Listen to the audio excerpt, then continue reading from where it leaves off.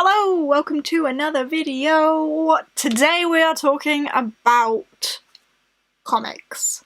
I read a lot of comics, it's turned out, and I'm always looking for more, so if you have any comic recommendations for me, leave them down below. I love reading comics. They're quick, they're fun, they're a bit of a palate cleanser sometimes, and I love the fact that they're quite often really expansive, long series, and they're just so visually beautiful. I love artwork, and being able to consume a story mostly through artwork is incredible. I love comics. So, I'm going to chat to you about some of my favourites today. Some of these I will have mentioned probably quite a lot. Some of them I might not have mentioned as often. But here we go. Here's my top 10 favourite comic series. These are in no particular order, by the way, but one that is incredibly popular that you have definitely heard of is Saga. This is Romeo and Juliet in space, is how it's quite often pitched. Our two main characters, whose names I forget, Lana and Marco. Alana and Marco are from two separate sides of a war happening in space between two different planets. They're from these two different planets, and they fall in love and have a baby and live their life on the run because their union is illegal. It is gruesome, it is brutal, it is graphic, like very graphic, sexually graphic, violently graphic, all of the above. But it is such a good story. I love it. The characters are so incredibly flawed, and it's told from the perspective of the baby. So it's like she's looking back and telling her life story of how she came to be and how her family's always been on the run. But yeah, it's really good. I like it a whole ton. Next up I have Invisible Kingdom. I've only read volume 1 of this, but the concept of this is incredible. This is like a feud between a mega corporation called Lux and the church. So basically, imagine a war between Amazon and the church. Like, religion. Like, a big major religion and Amazon. So like Jeff Bezos versus Pope. And that's basically what's happening in this world. There is some sort of corruption going on. Somehow our main character finds out something that they shouldn't have, which uncovers a conspiracy about the church and the mega corporation, and it leads to them being on the run. I could probably do with a reread on this, to be totally honest with you.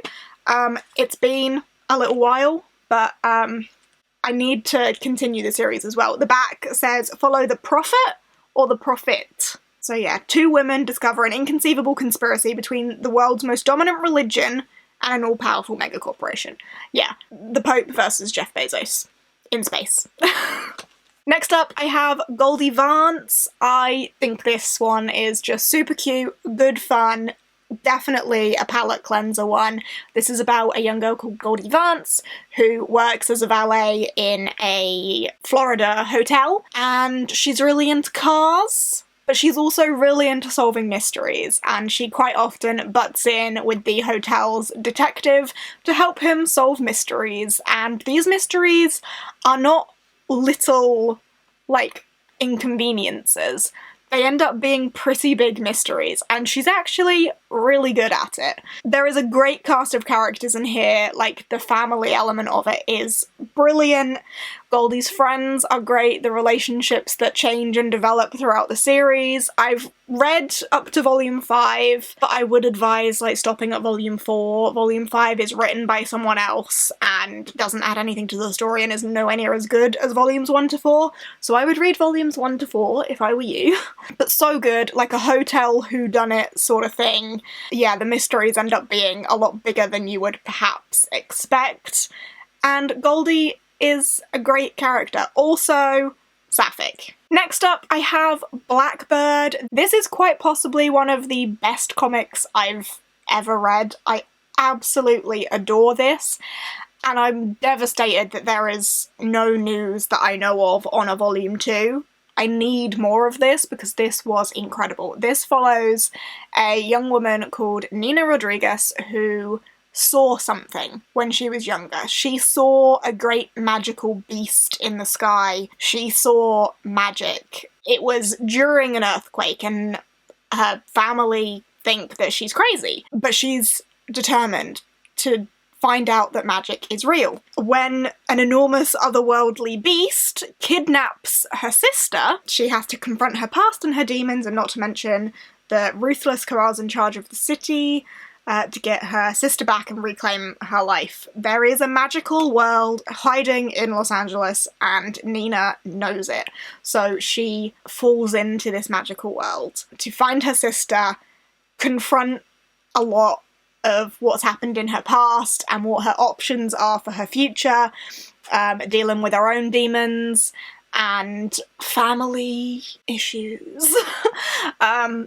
But the magic, the artwork, I swear to you, the artwork in this is incredible. Like, it's so beautiful. So beautiful. Just a lot of it. Like, it's gorgeous. It is gorgeous. Oh, so pretty, so pretty. The most beautiful art style, an incredible story. Gobbled it up. I really recommend to everybody. It's amazing. Next up, I have Skyward. This is only a 3-volume long comic. It's quite a short comic series, but this is about a world with zero gravity. Our main character was born around G-Day, and G-Day is the day where gravity was switched off, and the world has had to change and adapt to a life with no gravity, and there has been some bizarre side effects of no gravity. But there are some dangers in a life with no gravity, not to mention the fact that if you put one foot out of place, you could go flying off into the sky, never to return. But there are also some dangerous people in our main character's life that want a particular something from her, and she gets herself wrapped up in something that probably would have been better left alone, but it is what it is, and that's what gives you a plot. But beautiful world, love the, like, setting of it with this, like, no gravity thing. It's just so unique. The art style isn't one of my favourites, but, like, it's still gorgeous. Like, it is still lovely, but not one of my absolute faves. But yeah, I think this series just got better as it went on. Really enjoyed it. Completely recommend. Following the sci-fi train, I have Descender. This is about Tim 21. 21 or 22? 21. This is about Tim 21, who is an android, who wakes up to discover that the planet that he's on and has been stuck on for a very long time is now uninhabited, everybody died, and it's just him and his robo-dog. He also discovers that robots have been outlawed, and there are now these massive harvester robots in the sky. And the secret to destroying them could be in Tim 21's robotic DNA, so he's being hunted.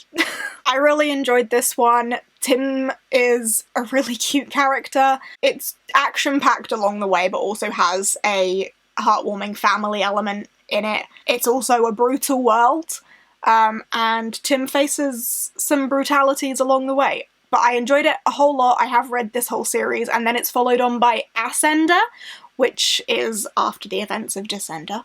I haven't read that one yet, but I am looking forward to diving into that series as well. Thoroughly enjoyed. Next up, I have Low. This is Volume 1, The Delirium of Hope. This is, again, a futuristic Earth, but instead of no gravity. In this one, they now live under the sea. The surface of the Earth has become too dangerous for humankind to live on, so they now live in, like, colonies at the bottom of the sea in these, like, bubbles. But they're running out of oxygen, which is a problem. So our family must travel to the surface, which is something that is, like, unachievable and has not been done for a very long time because the surface is full of radiation and is far too dangerous, but they're searching for salvation. I don't want to say too much more than that because spoilers, but the story does kind of take a swerve a little bit. And our main character in this is actually the mother of the family, and I thought it was really unique to have a powerful, emotional, older woman as our main character. I really liked that about it. Also, the artwork is stunning, like all the underwater scenes are beautiful. Typically, I can't find bloody any of them right now. Here we go. The underwater scenes are gorgeous. I love it. So pretty! But then the rest of it is perhaps not quite as pretty. It's quite brutal, it's quite gruesome, there's sexual content, again, all of that good stuff, but it was a really good story. I really enjoyed it, and I need to continue. I have read volume 2, but I need to continue with the rest of it. Next up, I have Isola. This is a bit different. This one doesn't have as much content in it and is very much told more so through the illustrations and the imagery, but by God is it beautiful. One of the most beautiful comics I have. It is just stunning. But this is about a queen who has had a spell cast upon her, and her guard will do anything possible to reverse the spell that has been put on the queen, including travelling to Isola, the land of the dead. We have this tiger here that is beautiful. The settings are gorgeous. The world is gorgeous. The artwork is beautiful. The story is not so much in the first one. I feel like this is one where you need to get more of it. I feel like it doesn't go that far, but it's an experience, and it's a beautiful experience. I hope that makes some sort of sense. I really like this one. Next up, I have Zodiac Star Force, which is one I have not continued myself, but this reminds me of my childhood. It reminds me of Powerpuff Girls, it reminds me of Totally Spies, and I really like that vibe of it. But this is about a group of girls who are all different zodiac signs, and they're like zodiac warriors against demons. They fight for the good gods against the demons that are like breaking through into the world, and the group of people that fight for the demons as well. But it just gives me Powerpuff Girl vibes, Totally Spies vibes, sort of. And the whole art style of it just, again, reminds me of, like, childhood cartoons. I really like it. I don't really have much more to say than that, but yeah. Zodiac warriors fighting for the gods. And finally, one that I talk about quite frequently is Lumberjanes. This is a massive series, 20 volumes. I'm very nearly up to date with it, which is actually the end. But yeah, Lumberjanes, which is a summer camp for hardcore lady types. So it's a all-girls summer camp, and our friendship group's adventures at this summer camp, but it is not an ordinary summer camp. It is a little bit mystical, mythical, magical.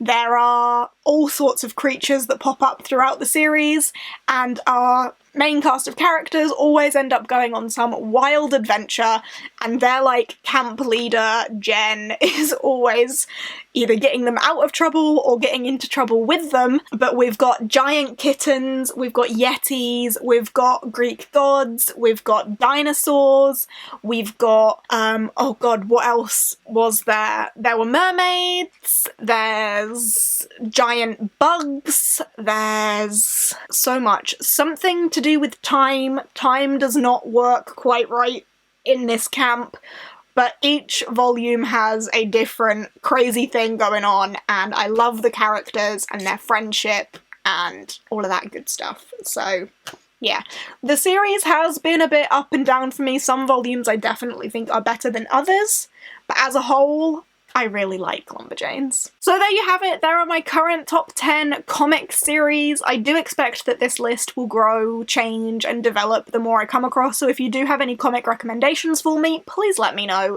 down below. But yeah, they're mine. I hope that you have possibly got some recommendations from this. If you've read all of these as well yourself though, let me know what you thought of them. But yeah, that is everything for this video. Thank you ever so much for watching. I hope you have enjoyed. If you have, give us a thumbs up.